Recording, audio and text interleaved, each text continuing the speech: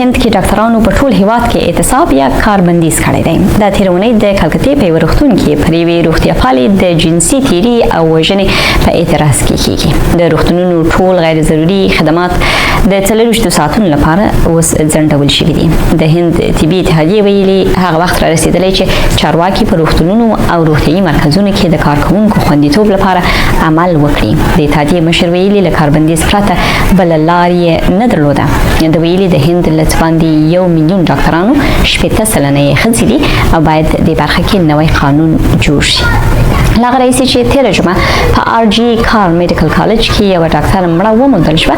ښځې په مظاهرو بوختې دي او راوتلي.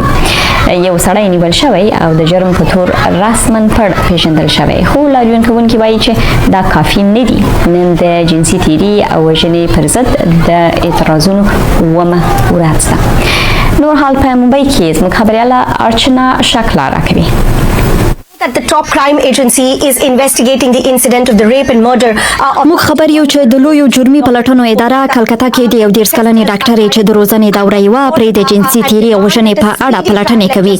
لاریون کوونکي غواړي چې دا بهیر لا ډیر جدي سي او غوښتنه ده چې په چټکۍ سره د عدالت پلی شي او دوی په کارځایونو کې د خوندیتوب لپاره د سختو قوانینو د پلي کولو غوښتنه کوي. together at the hospital that's literally like their second home and if they are not safe موږ لیوي لاریونوالې واوریدل چې دوی په تر ټولو ډیر وخت په روغتونونو کې تیروي، نو لکه دویم کور ورته ښکاري. نو که ښځې هلته خوندي نه وي نو چیرې به امن وي؟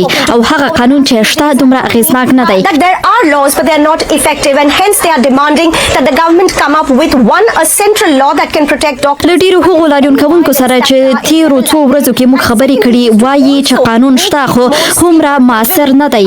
نو دوی له دولته غوښتنه لري چې یو داسې قانون دی پلی کړي چې روغتیا پالان له هر ډول تاوتریخوالي خوندي وساتي. Statistics over the last